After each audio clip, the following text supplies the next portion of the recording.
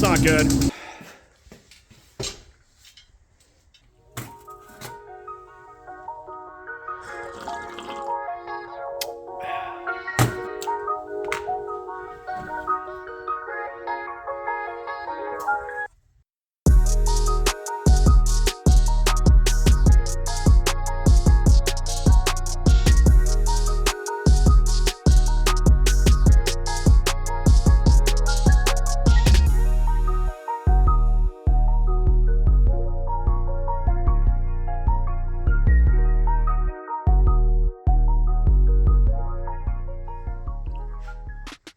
Good morning, everyone.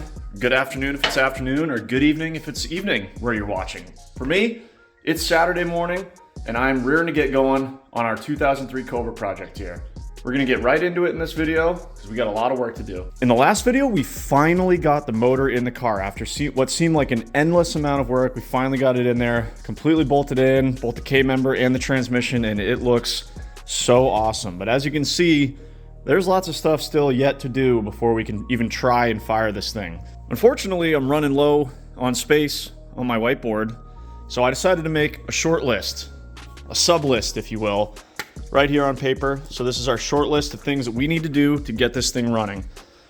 Power steering pump's got to be bolted on. Same thing with the AC compressor, lots of electrical connections. I'd like to drain the fuel and fill with fresh, which should be easy because we already have the fuel lines disconnected, so I can hopefully just jump the fuel pump, drain the fuel. I have no idea how old the fuel is, and I know this thing was sitting for a year, 2 years maybe. So we want to get some fresh fuel in there. Got to get the radiator and fans back in, which are up on the bench over there. Probably didn't even need to take those out. That was back when I was still going to take the motor out the top. Fluids, obviously, got to get the intake and elbow and plenum back on. Got to get our coolant crossover back on. Got some rebuilding, a little bit of rebuilding to do on that. And the steering rack's got to go back on. That's what I got so far. I'm sure there's more stuff that I'll find, but that's the short list. And I'm not going to waste any time. So let's get right to work in this video and start knocking some stuff off the list. Let's go.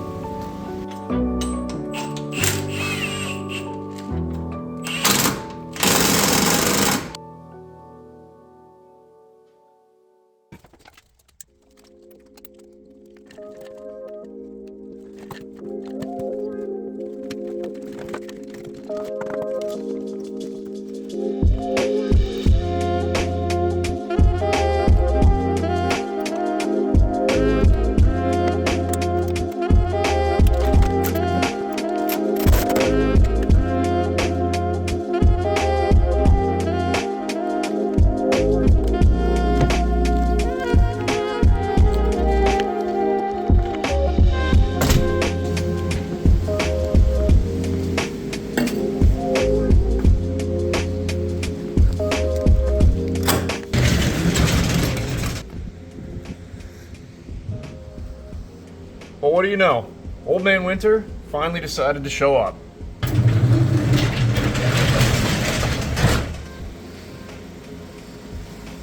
Good morning, guys. It is the next day. We are back on the Cobra. I got a couple hours to work on it yesterday, not the full day, not nearly as much as I wanted to, but you know how it goes. But let me bring you guys up to speed. So to start off with, we got the AC compressor back in its home way down there, which, as you guys saw in the footage, required me to remove the pulley bridge in order to gain the clearance necessary to kind of flip it down and under. Kind of a unique way of doing this. You just kind of flip it up, pull the motor out, put the motor back in, flip it back down. You don't have to evacuate anything. Really convenient. Also got the power steering pump back in its spot, and went to go, which is kind of tough. The power steering pump's really nestled there between the alternator and the oil cooler. It's really tight down there. But got that done. Went to go put our inner belt completely on, which I already had under there, and it was too short. I don't know how this happened. I sorted on Rock Auto, obviously, when I did my big order a month or so ago. I sorted by 2003 supercharged Mustang Cobra. All the other parts have been correct. This is the one part that I don't know if it was for a naturally aspirated Cobra from like 99 to 01 or something, but it was too short, so I had to run to Advance Auto down the street. No big deal. Got the correct length belt, and then, as you guys probably already saw coming, but I didn't because I was just kind of trying to get the work done quickly. Getting the inner belt on requires you to remove that pesky lower pulley again. So thankfully, I haven't torqued that thing yet because I need to wait until the drivetrain is hooked up. But I had to remove the lower pulley, get that new belt on. So I got all that done, and then I went to go put the power steering reservoir in its proper spot here, as well as get the rack back in. And I kind of noticed that these lines down here were pulling on each other and fighting each other. And it turns out I had overlapped the power steering pump lines over the rack ones.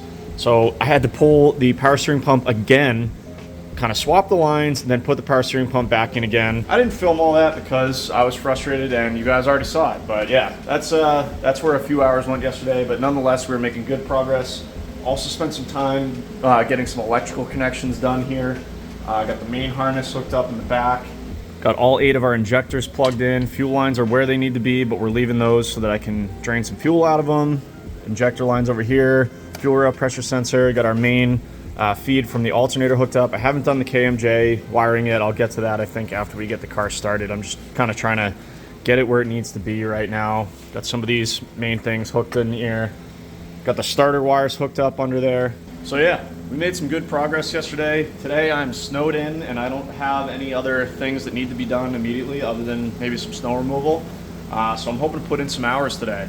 So looking at the list, I think what I'd like to focus on is those electrical connections, because I think the next thing that I'd like to do is put power to the car just to double check everything, but also I'd like to cycle those fuel pumps on. I'd like to drain the fuel out, mainly because I checked the snowblower yesterday and fuel that's in it looks like it's deck varnish. So I'm gonna take the old fuel out of this and combine it with the older fuel in the snowblower, and that should be good. But yeah, then we can continue on with coolant crossover and maybe some fluids, and maybe even crank this thing over and see if we can build some oil pressure. We'll see how far we get, but let's get back to work.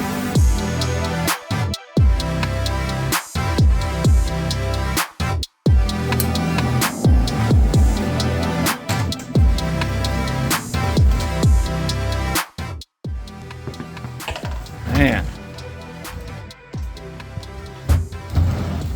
Looks like one of Ray's piss jugs. Well, Ray used to be on the road as a trucker, and that's what truckers do. They're driving along, and they've got deadlines to meet. They don't want to pull in and park their truck, walk in, take a pee in the toilet, and go back out and get in the road. They just have an old jug, and they put their bird in it, have a pee, cap it off, and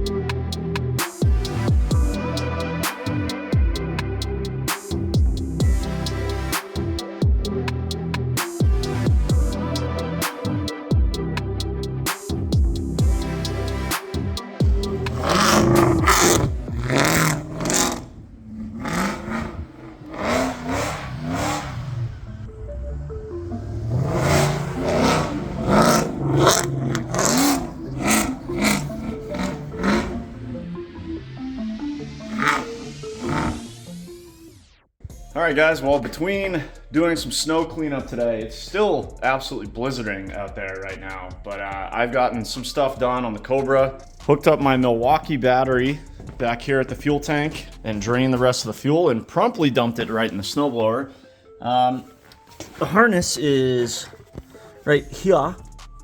If you guys are ever looking to drain the fuel in your, I think it works probably on all 9904 Mustangs, but at least the 03 and 04 Cobras, it's the pink and brown and black wire on the harness that goes to the tank. Just jump that, it'll run the fuel pumps. I didn't even have the battery in the car, no big deal. So fuel is completely empty, so that's good. Finished hooking up some wiring harnesses, got the battery tray cleaned up, got the battery in, hooked up the positive battery terminal. Nothing caught on fire, so that's good. So yeah, also just dumped in 6 quarts of fresh oil. You guys will notice I used conventional oil instead of synthetic, and that's because on a new motor, when you're trying to get the rings to seat, synthetic oil is too slippery, for lack of a better word, and it doesn't typically allow for the proper bedding in or seating of the rings. So you want to use a conventional oil, or even better, a break-in oil on a first couple heat cycles on a new motor. So we'll probably run this oil for a few heat cycles, maybe a few miles, not sure. Then we'll dump it and put some synthetic in. But right now, I think I'm ready to crank this thing over. I removed the spark plugs. Obviously the fuel pump fuse is removed. I just want to hear this thing crank over to A, make sure that everything sounds good and correct. And B, I want to see if we can get this thing to build some oil pressure before we go to actually start it. So the reason I went out is because all my LS vehicles and every other vehicle I've owned in the past has an oil pressure sensor. The Ford here, the Cobra, has an oil pressure switch. So basically Ford says if you have more than, I think it's 6 PSI of oil, you're good. So even if you're at 6,500 RPMs racing down the highway, if you have more than 6 PSI of oil pressure, your gauge is gonna tell you you are good to go. And that's not what we want. So on a first start on a brand new motor, I would like to verify that the oil pressure is not only that it's good, but what it is. So I went out to Harbor Freight, weathered the storm in the AMG, and got a engine and transmission oil pressure test kit. It's basically just a gauge with some adapters. This gauge goes to, 400 PSI. This one goes to 100. So this is gonna be the oil pressure one. I probably could have made something up with the gauges I have, but for $39 or whatever this was, it comes with a nice long hose here. We can hang it up somewhere that I can see it. It comes with all the right adapters. I've already got the correct one on there.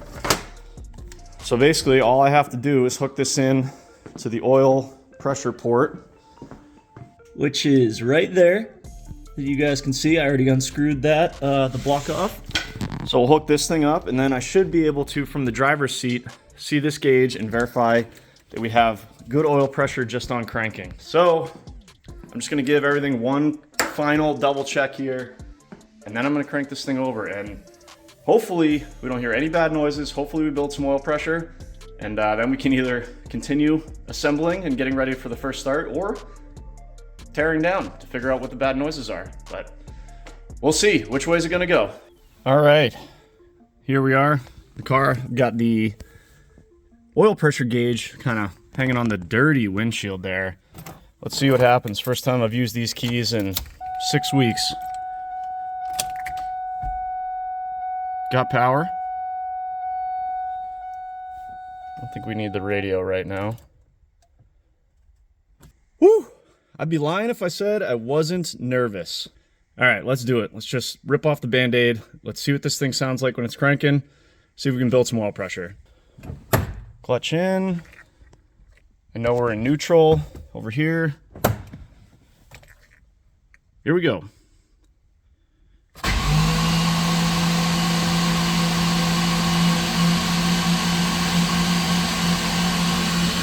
Nothing yet.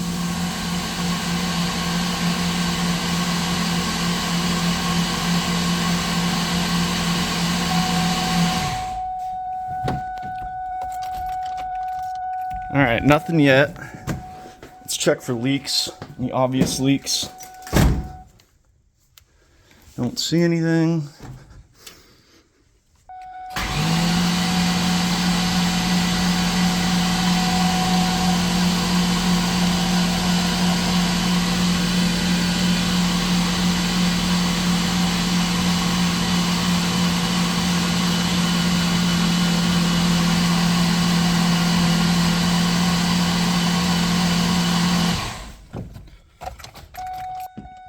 Okay, good news. No bad noises. Bad news. Still not seeing anything on the gauge. Let me investigate a little bit. Well, fine. If you want to be stubborn about it. Going in one way or another. All right, we're under the car. I got updates. Did some reading online, and apparently these 4.6s are notorious for not building oil pressure, especially on a new build where the motor's bone dry just on the starter. Apparently the oil pump does not spin enough RPM to successfully prime the system and build enough pressure to read anything on a gauge, which I think is what we were seeing. So some people recommend you do this anyways. Doesn't matter the motor. The garden sprayer method, basically you pressurize oil into the system or force it into the system using like a garden sprayer. I don't have one readily available, but I do have my Motive brake bleeder. So I drained some oil out of the oil pan, the brand new oil we just put in, pressurized this thing, used some of the adapters from the gauges I just bought, and we're feeding it in. So we should be filling up the oil filter at this point and pressurizing the rest of the systems in the motor. Oh, whew. Getting a little dizzy down there. But yeah, I'm gonna let that thing eat for a little bit. And also forgot to tell you guys just now, while it was cranking, I noticed I had a valve cover leak. So turns out I completely forgot to tighten the driver's side here. So I tightened the driver's side. They were all just finger tight. I must have put them on finger tight and then forgot before I put the motor in. But they're all tight now. But the leak started once I was cranking. So something tells me there was some sort of oil reaching the top of the motor and then obviously spilling out the driver's side valve cover. So it was, I think the oil pumps are working the way it's supposed to be. For whatever reason, it was not registering on the gauge, but I mean, it's got a brand new oil pump in it, brand new motor. It should have great oil pressure. And now that I'm doing the garden sprayer method and priming the system manually, I feel a lot more confident that when we do start this thing, that it's gonna, immediately register oil pressure. So I'm gonna let that thing completely fill up the system. It's getting kind of late right now, and I still have some snow removal to do. So I'm gonna call it for tonight, but we'll be right back at it tomorrow. We're gonna keep knocking things off that list and get closer to giving this thing its first start.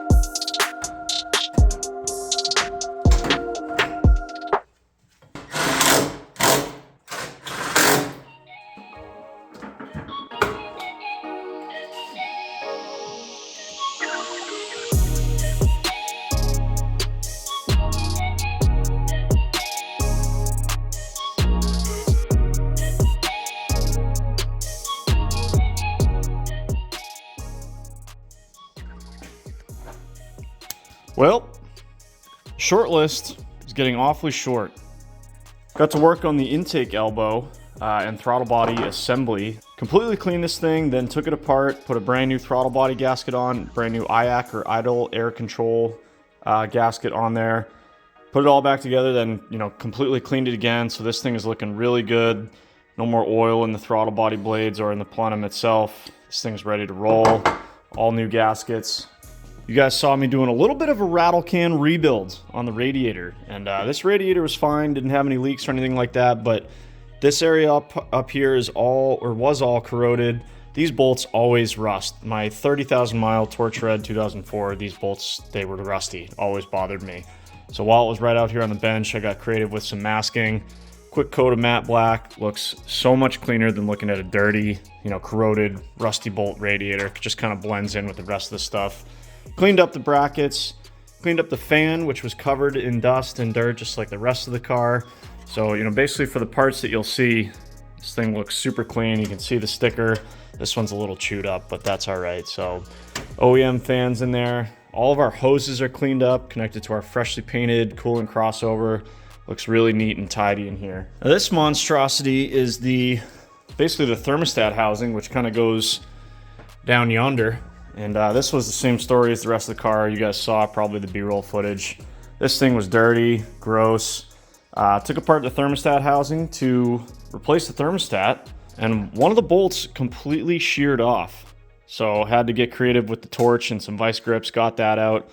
Had some extra hardware laying around. So I got that all back together. Quick coat of flat black on that, even though you really can't see this. It's got to look presentable. Really cleaned up all the hoses, even went as far as retaping all of the factory tape that held on this conduit or mesh on all these things. So, just night and day with a little bit of cleaning, a little bit of tape. We got a fresh 180 degree thermostat in there, so we know that's good. That's a wear item. It's kind of a no-brainer on a 100,000 mile car. So this thing's ready to go in. Continuing with the cooling system, you guys will notice I've got an aftermarket coolant tank over here. This is for the engine coolant, not the intercooler fluid for the supercharger. There wasn't anything particularly wrong with this one, even though it looks like the surface of Mars or something. It's probably even worse inside. Yeah, not great. But when I was taking it off, I remember this little nipple here. I remember hearing it crack because it's very brittle. So I can't hear anything, but the last thing I want to do is start this car up and have a leak from the expansion tank. These things crack all the time anyways. They just, heat cycle and the plastic gets brittle. And more importantly, just what's inside, you're never going to be able to flush that out. So you could have gone back with a factory style one, maybe a used one, but I think this was $60 on Amazon or eBay. I don't even remember at this point. You get one of these nice powder coated or painted flat black aluminum TIG welded expansion tanks. It's gonna look really nice. Oop, this way. Really nice sitting up there. Unfortunately, my dumbass must have scratched it. It's been sitting in the parts pile for, I don't know, a month now.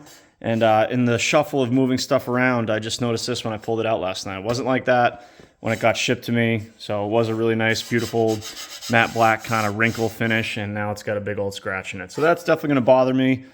I'll probably touch it up or maybe even repaint or powder coat this thing when I get around to it. For now, I just kind of want to focus on getting the car back together. But for 60 bucks, this thing can go right in the garbage. I might reuse the radiator cap or get a new cap because I don't think this one has any sort of vent on it. But yeah, 60 bucks. Now we have a brand new cooling system tank or overflow tank. As far as the supercharger overflow tank, this was on the car when I bought it. And it looks about as good as the car did when I bought it. But this, again, is a nice aftermarket TIG welded aluminum expansion tank for the intercooler fluid. It's got an SVT sticker on it with the snake. Looks like a sonic blue ring here. The problem is, A, it's filthy. B, clearly whoever manufactured this tank didn't use stainless hardware. All of this hardware is rusted. Looks like a porthole off the Titanic. And the cap is more or less the same thing. So my plan is to get this thing surgically clean. The powder coat appears to be in pretty good shape. I just went to Lowe's, got exactly $20 worth of all stainless hardware so that I can replace all 12 of these bolts here that secure the cap mounting flange. Get that nice and cleaned up. See if we can polish out some of this Sonic Blue or whatever color this is. I think some of the clear has failed, so it's not going to be perfect, but we can always come back and repaint this next time we're painting something Sonic Blue on this thing. But I think we can get this thing to look a lot better than it does right now before it goes in the car. Just a little bit of work. All that being said, I think we are just about ready to start putting coolant in this thing once I finished up the rest of these connections and get those 2 tanks in there.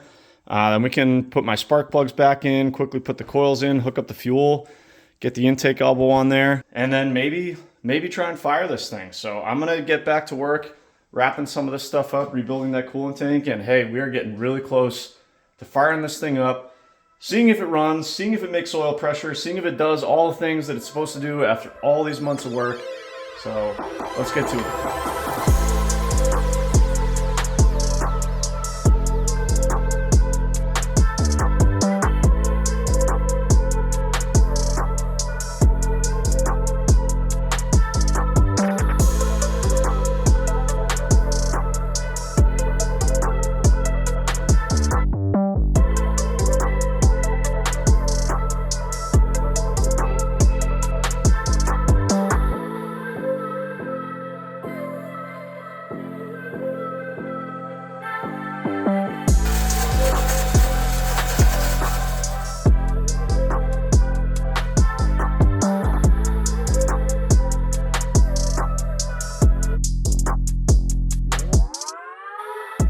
Well, really didn't think I was going to be doing body work tonight, but here we are.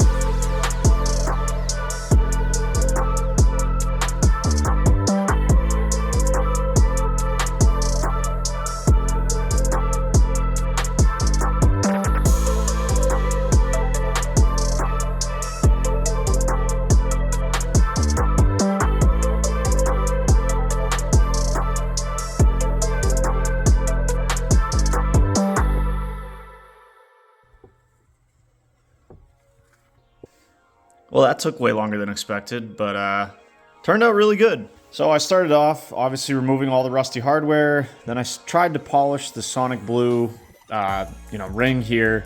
And I think you guys probably saw it started flaking away. It looked terrible. So just bit the bullet, wire wheeled all the loose stuff off, then 80 grit, then 240 grit, adhesion promoter, and then I went with the same gunmetal gray that we used on the pulley bridge there. I thought about doing some sort of metallic silver, which I also have. Obviously, ideally, I would have done Sonic Blue, but just didn't feel like mixing up the paint in the gun and all that. So honestly, I think this is kind of a subtle gunmetal gray. Looks good. Cleaned up the rest of the tank. All this stainless hardware took an hour just to get in there. Just getting my hand in there awkwardly, trying to tighten bolts. My hand is cramping up. It was not a whole lot of fun, but I think it was worth it. For $20 in hardware, this thing looks brand new. Looks really, really good. And I think once it's in here, oh yeah. Well, the gunmetal gray is just a little bit subtle, but you can kind of see it contrast with the pulley bridge down there, which is almost buried at this point. That's kind of the shame in all the paint work that I did, is it's all buried down there, but we know it's clean, and if we're ever out in the sunlight at a car show or whatever, people that can see down there, it's nice and clean. But yeah, that's gonna look really good. Speaking of cleaning stuff up, you guys remember when we did the headers, this car had the EGR deleted when I got it, but no one ever took off all the vacuum lines. The only thing they did was shove the bolt in whatever that was. I think it went to one of these. These are all EGR solenoids and sensors and stuff. This bolts to the side of the supercharger. And then there's this whole rat's nest of wiring. I used not wiring, the vacuum lines. Removed all of that, reused some of the vacuum lines, and this is what I've got it trimmed down to, looking slim and mean. So basically this is gonna go to our boost port. This goes to our fuel air pressure sensor, this goes to our boost bypass valve, and this goes to our boost gauge. And then this is our bottom vacuum port on the supercharger, and this just controls our HVAC stuff. Of course, I had to loom everything nice, even nicer than the factory. So this is gonna go on the car, seriously clean up the side of the blower, and should make our engine bay nice and clean. So yeah, that'll lay in there nicely. I'll tuck it all in. Everything's gonna look super neat, just the way I like it, boys. Okay, so that's done. I think all I have to do is hook up these heat exchanger lines, get my plugs back in, get the coils back in, hook up the fuel lines, dump some coolant in this thing. I might put the drive shaft in so I can try and fully torque on that lower pulley. And then I think I'm ready to hit the key and see what the hell happens. You know, why not? Put all this work in, let's just see what happens. But yeah, let's get back to work, button up these last few things, and let's do it.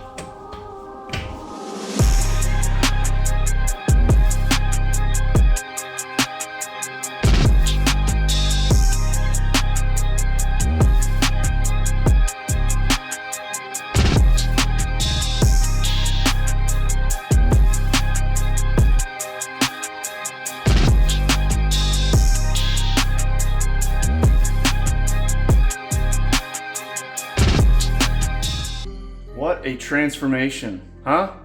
Just look at that.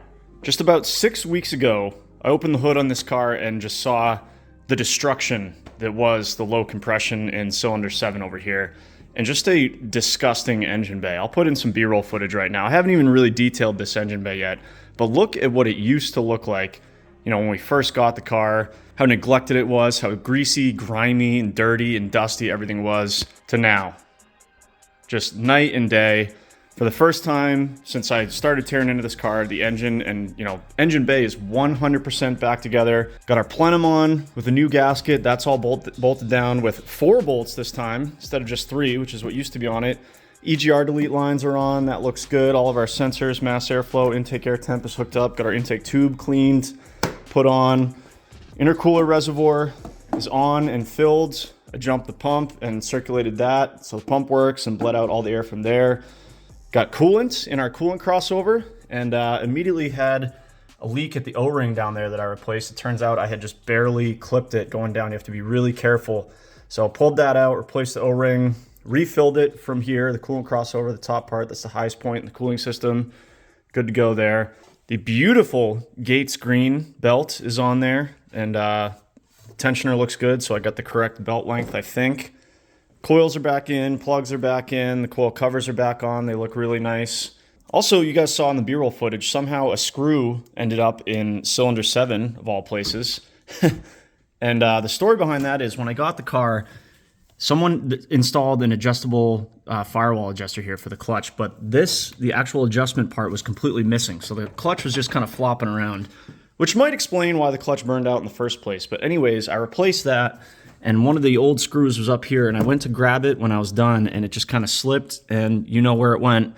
Thankfully, I was able to find it on the camera and then use a small magnet and pull it out, so crisis averted there as well. Inside the car, got my TIC T56 Magnum shifter installed. Feels really good. I think that's going to be a good setup for me.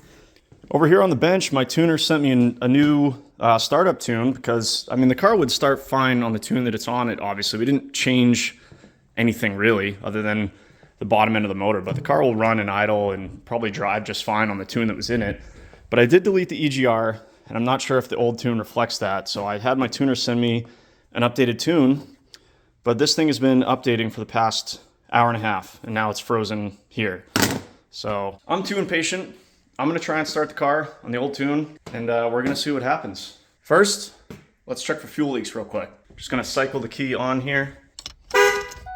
Horn works. All right, key is cycled on. Can hear the fuel pumps running. No obvious leaks. Don't feel anything.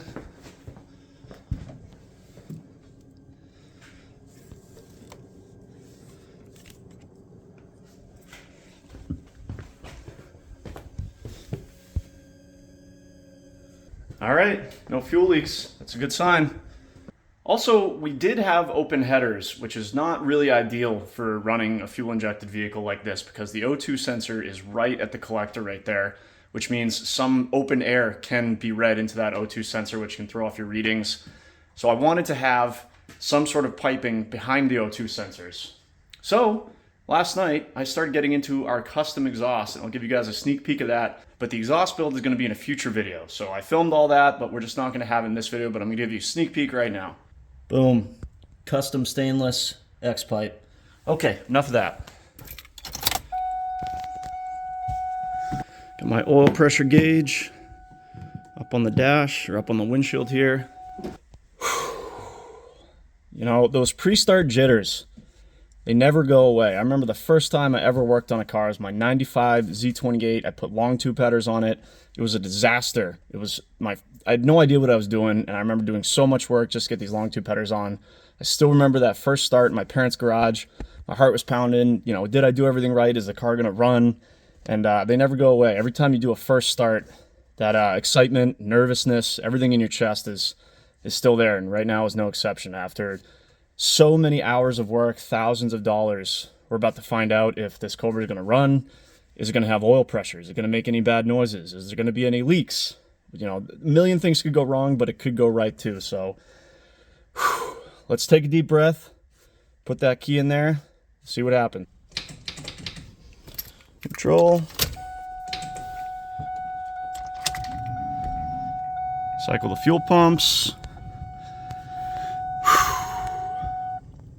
All right, here we go. Here goes nothing.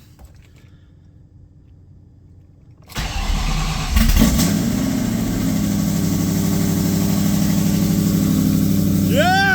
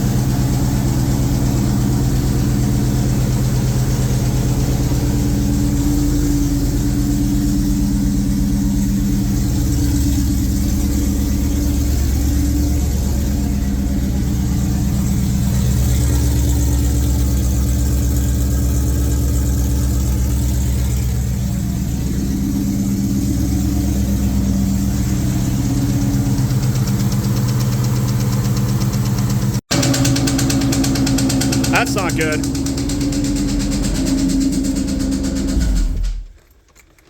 What the hell is that?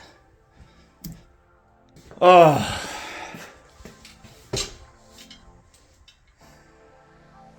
That sounds really bad. Started off really good, and started hearing a little bit of a tapping noise.